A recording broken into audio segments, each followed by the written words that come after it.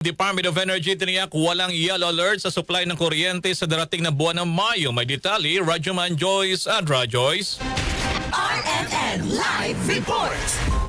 Tiniyak na Energy Undersecretary Rowena Guevara na walang inaasang yellow alert sa supply ng kuryente sa bansa sa pagpasok ng buwan ng Mayo. Gayunman aminado sa Guevara na hindi pa nila matansya ang mga planta ng kuryente. Karaniwan anya kasi nga nagkakaberya ang mga planta kapag sobrang mainit ang panahon. May hindi pa masyadong, wala kami pang nakikita na possible mga yellow alerts, ano.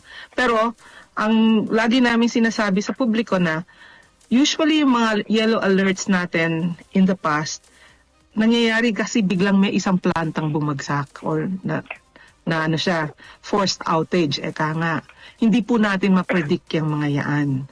Pag summer kasi, dahil mainit, yung mga thermal plants natin, na mga coal-fired power plants, minsan bigla na lang silang nagkakaroon ng